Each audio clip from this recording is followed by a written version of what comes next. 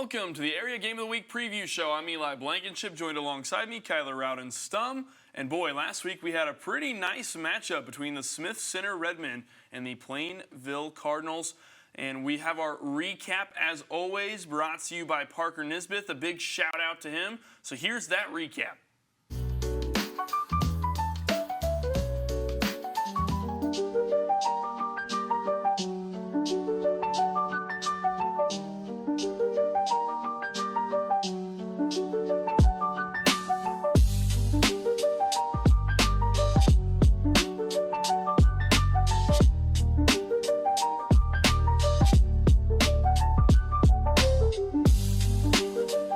Live from Plainville, Kansas, it's the Redmen and the Cardinals taking on each other in homecoming action in Week 4. I'm Eli Blankinship, joined alongside me, Rowden-Stum. We've got a good one this week. The Redmen are on the road taking on the Plainville Cardinals in their homecoming matchup. Should be a good one. I'm excited. It's a packed house here in Plainville, and we are ready to go. Yeah, we've had very, very eventful games every single week.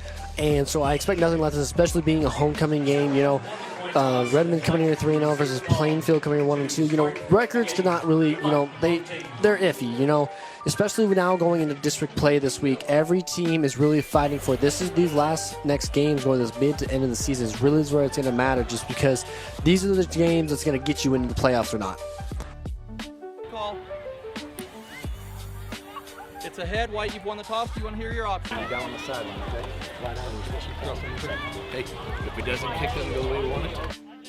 Ball on their own 24, fires it to the outside. He's got Ari Patel. Patel breaks a tackle and is brought down inside their own 25-yard line. And it looks like they'll be pretty much right where they started the drive.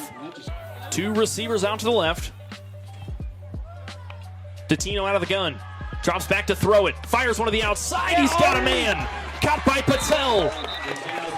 He's brought down right around the 46-yard line. Correction, 48. Here's out to the right. Datino dropping back to throw it. Fires to the outside and has got a man. Ari Patel.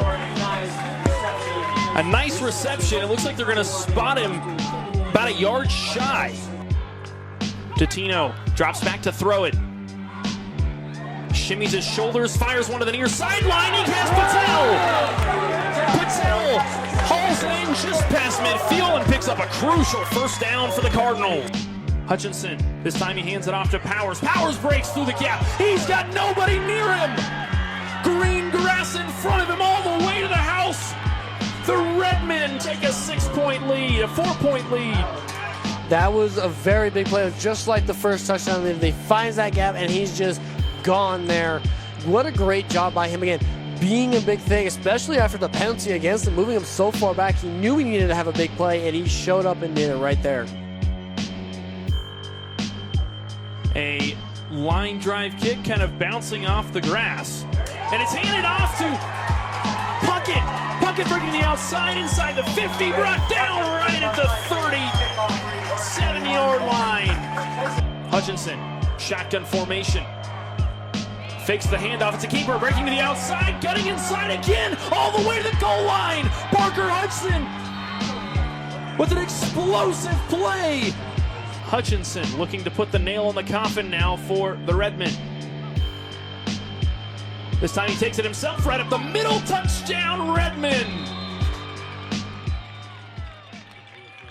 Okay, and that's what it's about. You keep fighting and you find a way. Okay, and you've done that every game so far. All right, and that's just kind of your identity. That's your character coming out, okay? That's why you show up every morning in the weight room all summer long at 6 o'clock in the morning. So you're strong enough, you're tough enough, you're disciplined enough to continue to do that. Okay, extremely proud of you. Enjoy the win. Okay, I told you Smith Center Plainville, it's going to be a dogfight, and it was. But you wore them down eventually. Okay, you wore them down eventually. All right, so proud of you. We have a big game coming up next week. Okay. There's a still called homecoming, which I don't really care about. Boys, don't concern yourself about that. That's more of the girls type of stuff, okay? So we got a football game to win, and TMP is probably the most talented team we've seen this year. They've got a lot of good, skilled people, so we got to have a great week of preparation and be ready to get after it, okay? but super proud of you of finding a way to win, and you just wore them out there. Okay, so that was fun to watch. Super proud of you. Big thank you to Parker Nisbeth for helping with that recap. It always looks great from him. And a big thank you to the Plainville community. Lots of hospitality from them as always. Last week our game was obviously Smith Center and Plainville, and it was quite a thrilling game all the way up until the end of the third quarter, and that's when Smith Center kind of broke it open. Final score 34-16. Yeah, it was a very, very good game to start out. You know, the defense for Plainville was there. They played really well. The only things that really just stuck out to me the most was just those two big runs that just came out of nowhere. I believe they were like 35-plus yard runs that just surprised everybody. But that didn't stop Plainville from having a great first half and only allowing them to score those 2 times and keeping them out of the end zone for the 2-point conversions. One of the things they did do really well is they came out in the second half down 12-8 and scored immediately on that first drive, which really put it into a good game. But then the Redmen just kind of took over the rest of the game right there at the end of the third and scored and kind of put the game away after a missed punt. And, of course, just mistakes, that made on both teams that could have been gone either way, better score for Plainville or just an easier win for the Redmen. So it was just, like I said, a good game overall. It was just a great game for them and a learning experience for both teams. Smith Center historically have really been a pound-the-rock team. They've run the football year after year after year, and that's always been their game plan. They've really stuck to their roots, so to speak.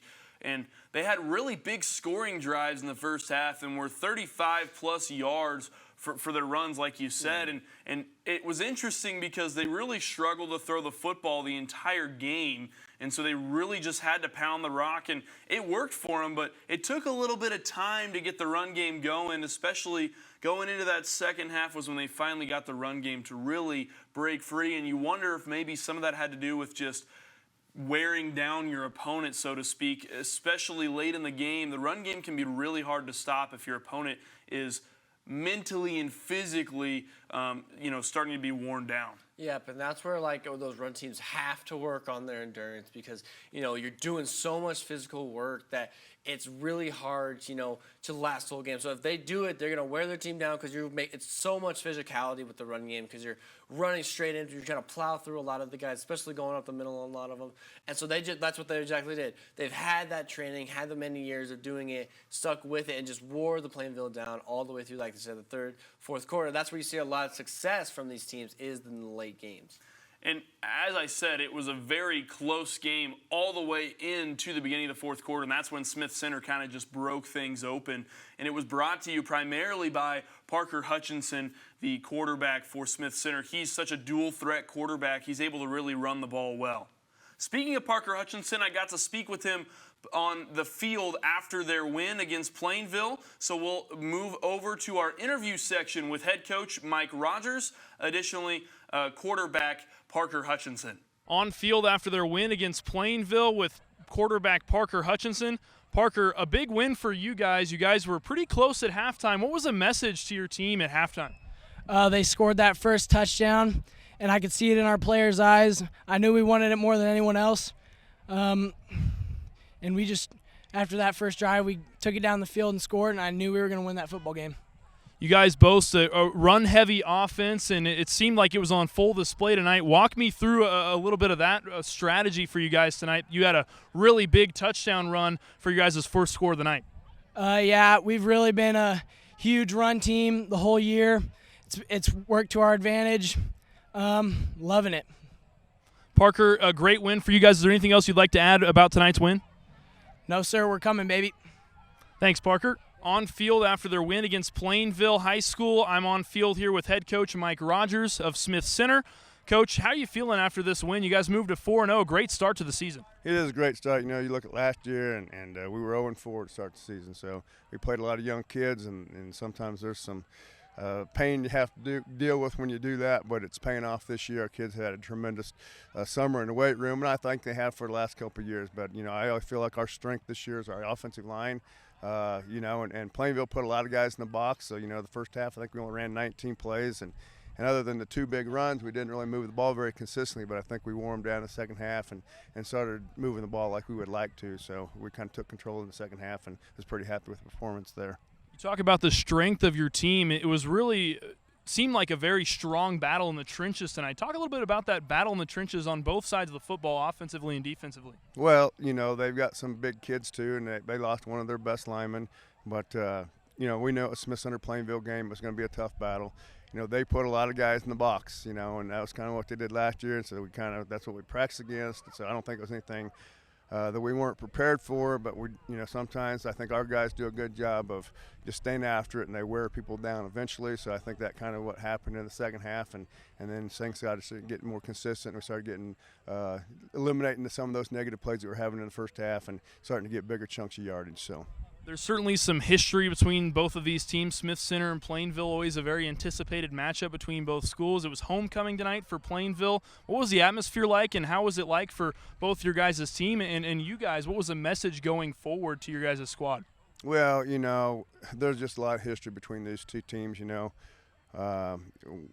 my junior year, when in '82, when we won state, we just about didn't make it to the playoffs. They just missed a field goal, so it was an 8-6 game. And so you look at the first half and think it might be a game like that, but they've kept us out of playoffs a lot of times, and we've kept them out of playoffs sometimes. So just a lot of battles, a lot of history, a lot of tradition, and you just know when you're going to line up against them that you're going to have to go out and fight. So, congrats on the win, Coach. Is there anything else you'd like to add?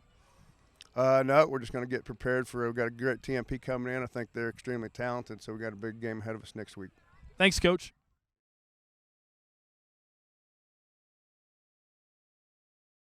Moving on to our high school sports section, Keisha in 6A brought out their rankings for all of the high school football rankings for the week, and we had some interesting shifts in the rankings this week. My alma mater on top of the 6A rankings. They previously were ranked number 5, but beat previously ranked number 3, Derby, and they took care of business, 42-21, in a very big win and statement win for Mays. Yeah, the score at half for that game was 21-21. It was all tied up, and then they played amazing defense, shutting out the number 3 ranked Derby in the second half. So, again, what a great game. 6A all week was just amazing, especially this game. Like I said, jumping from the 5 spot to the 1 spot is just such a big thing for Mays. And so now they're the team that everyone was looking for to go against.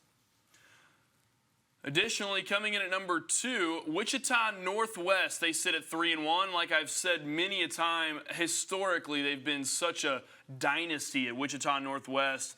They lost a game for the ages in overtime against the 4A number 1 rank, Cape and Mount Carmel. They lost 43-42 against Cape, and that was quite a thriller.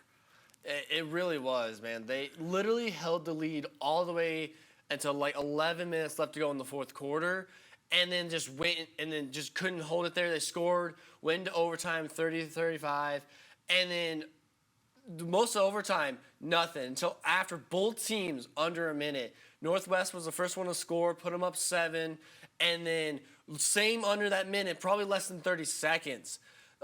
Cape Mount Carmel just scored, and then they got the 2-point conversion, put them up, and getting that 1-point victory. Like I said, that was a game that we wanted to watch. Probably one of the biggest games for the rankings in this game. And still, they still remain number 2. They were number 2 last week, still number 2 this week. And that's what playing these big teams is. Even if you lose these games against these high-ranked teams, you're still getting pretty good rep, especially when they're this close. Especially with both of those teams being in separate classes, it's not really a huge ding on Northwest, considering that it really won't hurt their regional rankings because they're not going to play against Cape and Mount Carmel in the regionals. Coming in at number 3, Junction City. They previously were not ranked, but they beat the previously number 1 ranked Manhattan at Manhattan.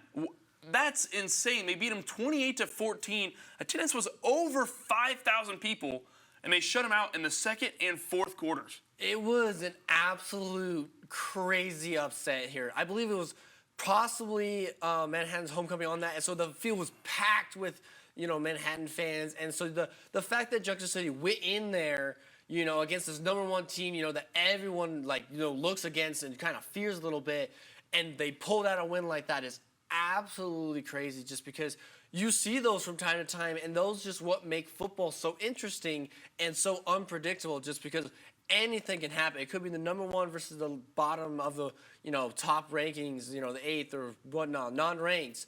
And it just could be anything can happen. That's why everyone enjoys listening to football and watching football, just because of these games right here. And Manhattan and Junction City historically have been kind of a rivalry matchup between the two, obviously less than 30 minutes away from each other. So those two squads is always very interesting and entertaining to watch whenever they go head-to-head. They will take on the 5A #3 ranked Hayes High Indians in Hayes this week. That'll be Junction City's matchup, so that'll be one to keep an eye on. Obviously, Hayes High lost to Manhattan not too long ago in a very close nail-biter finish, and so we'll see if Hayes can get their redemption against Junction City. Coming in at #4 is Free State, Lawrence Free State, that is. They are at 3-1, and they beat Olathe East 35-27 at home, and they dropped due to the huge change from Junction City and Manhattan, and that was kind of why they made that such a big leap, because that Junction City game, I mean, that really shook up the rankings quite a bit. It really is. When you have a non-ranked beat the #1, and it's not like they weren't out of the pressure either. If you look, they were just trailing behind. They were still had the one loss, and so you look at it, again, wins like that can pick you up. Now they have to continue to do that. Having a 3-1 record is still kind of rough. Most of them do have 3-1, but they just need to be careful going in the rest of the season to, put themselves in a better spot to make playoffs and see how far they can go in the postseason. We move on to 5A. This one's no surprise to anyone. St. Thomas Aquinas, sitting at 4-0, had an easy week with taking down Blue Valley Southwest. You say easy, but a lot of teams would probably struggle against Blue Valley Southwest, considering all of those Blue Valley schools are all very talented, especially because they're those Kansas City schools. They've got all that talent there in Kansas City, and that's for all sports. And so St. Thomas makes it look easy because they're just so much higher than everyone else, but a lot of teams would probably struggle against them, so it really speaks to how talented this Aquinas team is. Yeah, you're definitely right there. Like I said, with those games, they just show no matter who they're going to go against, they just have the dominance year after year, and the players to just pound through anybody, and they just become a threat amongst everybody, especially not even just in Kansas. Everyone around surrounding the area, too, knows about this team just because they've dominated for so long. They're going to be at home this week hosting the 2-2 Bishop Miege. Bishop Miege always a team to kind of keep an eye on. Sometimes they have some crazy upsets that they'll be able to pull, and they're a big rival of Trinity in Wichita. So Bishop Miege is always one to kind of keep an eye on occasionally, especially whenever they're playing some of those other private Christian schools like St. Thomas Aquinas. Moving on to #2, Great Bend. They sit at 4-0. They also had an easy week, beating Wichita North 75-8 on the road.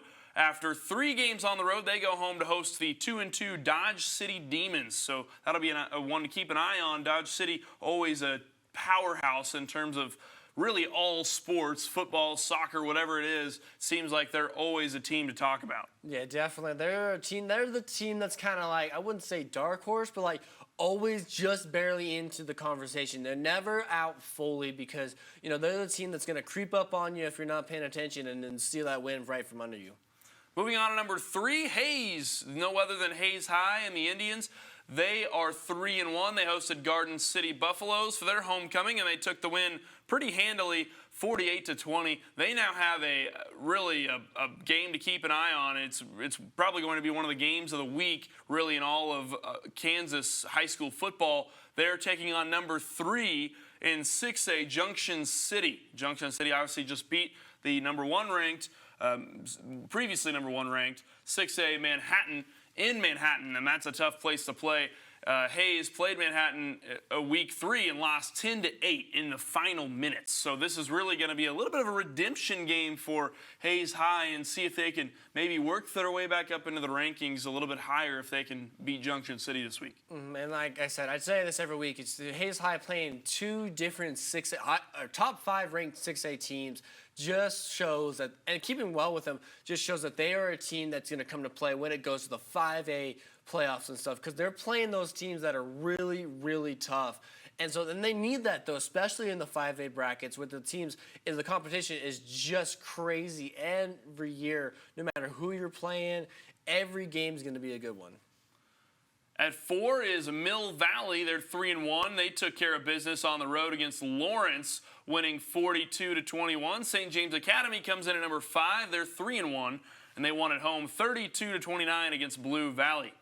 Going to 4A, Cape and Mount Carmel atop of the rankings. They sit at 4-0. We talked in depth earlier about them, and really a pretty nice win for them over Northwest, really proving their keep and putting them atop the 4A rankings. Yeah, definitely. Like I said, with a 4A, that's again, 4As, 6As, like I said, no matter what A you're in, yeah, it might not affect you in playoffs and stuff, but I think it makes you a better team with that going across the A's, you know, fighting those upper A's. And as a 6A, though, you might be on top of the rankings, but those lower A's can still come up and bite you just like this one did. And so playing these A's can also help sharpen your tools no matter which one you are.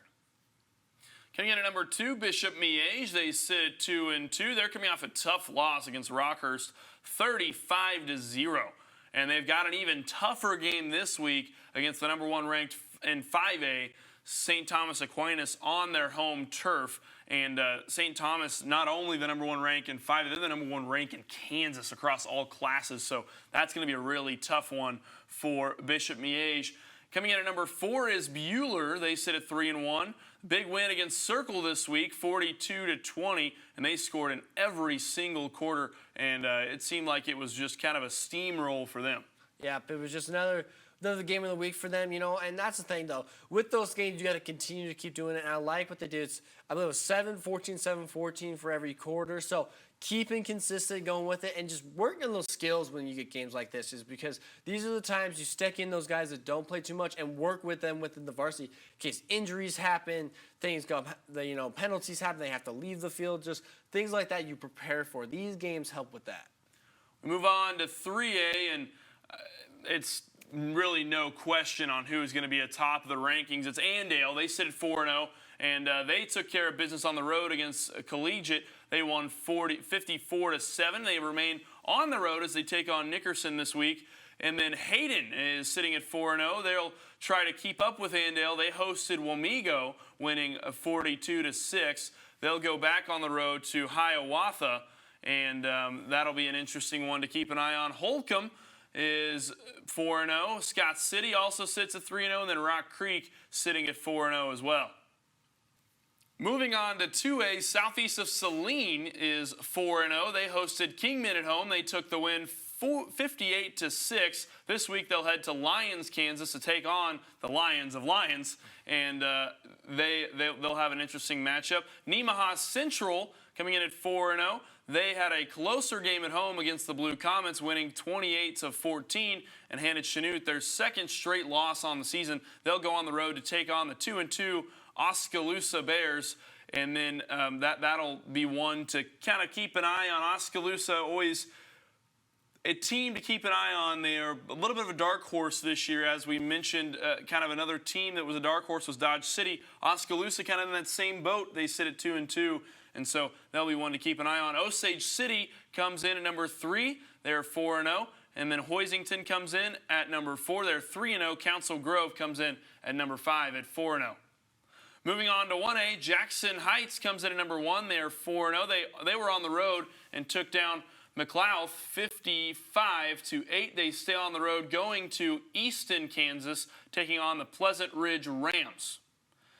St. Mary's Colgan, they are 4-0. We talked about them last week. They had a pretty impressive victory, and they were kind of atop the rankings for 1A. And they continue their long road game stretch and take on. They took the win against Pleasanton 63-7. Their next game is against the Uniontown Eagles at Uniontown. Sterling comes in at number 3. They're 4-0 at home. Sterling gave Ellenwood their first loss of the season, winning 43-8. They are now at home as they take on the 2-2 Medicine Lodge Indians. An impressive win for them, considering they were playing an undefeated team and really took care of business. Yeah, playing those undefeated teams, you got to go in there with the same mindset as just this is another team. No matter who they beat beforehand, who they're going to play later, this is another team you just got to look for and beat. And that's what they did right there. They went in there, took care of business, and that's what every team you need to do. No matter what their record is, no matter who they have on their team, they just need to be another team you need to focus on that week to beat. Rounding out the rankings for 1A, Rossville at number 4 and Marion at number 5. Moving on to 8-man Division I. South Central is atop the rankings. They shut out Kiowa County 58-0 at home. They'll go back on the road to Maxville. Coming in at number 3, Little River. They sit at 4-0. They took a win on the road against Gosel at 52-6. They'll go home. They host the 2-2 Canton Galva Eagles. Central Plains comes in at number 4. They are 3-1. Their back-to-back road games wins against Solomon, being the most recent win on that one. 54-6 is that score against Solomon. They'll host Gosel this week. Waukene Trigo, they went from not ranked to number 4 this week. They're 4-0. We covered their win over Rawlins County last week. They continue their undefeated run at home, beating Wichita County 56-46 with back-to-back home games. They now host the Ellis Railroaders. Madison comes in at number 5. They're 4-0. Their second shutout of the season, this time against the Yates Center, winning 46-0. They take 2 weeks off before playing Flint Hills Mustangs in mid-October. Moving on to 8-man Division II, Axtell sits atop the rankings. They're 4-0. The Eagles stay undefeated, and this is their 5th season, really. They had 4 straight seasons of not losing a single football game. That streak continuing. They beat Blue Valley 54-8. They host Wakefield this week. Next is Victoria. They come in at number 2. They're 4-0. This is their 3rd shutout of the season. They hosted Pretty Prairie, winning 54-0. They take on St. John this week. That'll be one to keep an eye on. Hanover is 4-0. They sit at number 3. They're holding steady in the middle of the pack. They get their second shutout against Frankfort. They won 50-0. Hodgman County sitting at number 4. They are 4-0. They took a win against St. John 52-6. Hodgman County will play Victoria in Week 8, and that will be a matchup to keep an eye on. We'll talk more about that in our later shows, but I'm really excited to see that one. Hutchinson Central Christian is sitting at number 5. They're 4-0. They won their second shutout in a row. They won 50-0 against Fairfield. Moving on to 6-man football, Weskin sits atop the rankings. They're 3-1 after another shutout win. They won 56-0 against Western Plains. They host the Shiloh Cougars this week. And obviously Weskin is a team that year after year is always very talented. Cunningham is number 2 in the rankings this week. They are 3-1. They took a tough loss in overtime against Mineola, with the final score being 42-40, a very close one in 6-man. They host the 2-1 Otis Bison Cougars. Teskett sits at 4-0. No score has been reported on their most recent game versus Chase, although it is likely that they took the win on that one as Chase has struggled this year. They have a bye week this week. Also be on the lookout for Quinter football. They host lacrosse and likely what is going to be one of the better games in 8-man football. That one will be very competitive. Keep an eye on the Quinter Schools football or the Quinter Schools YouTube channel, where Tiger Media Network will be covering that one. Some volleyball hits for you. The battle between the undefeated teams last Thursday, the Paola Panthers hosted the Chanute Blue Comets in a non-league battle. Paola entered the contest 12-0, while Chanute entered 19-0. One thing to note is that Chanute was not the tallest team, standing with their tallest player standing at 5'8", but they made up for that with the hustle and showed it in this matchup as they went to sweep the Panthers in 3 straight sets, pushing their record to 20-0. Redemption for Blue Valley West after coming up short against Mill Valley in the 6A championship match in the 2024 season. The Lady Jaguars are on track to put themselves back into the championship again this year.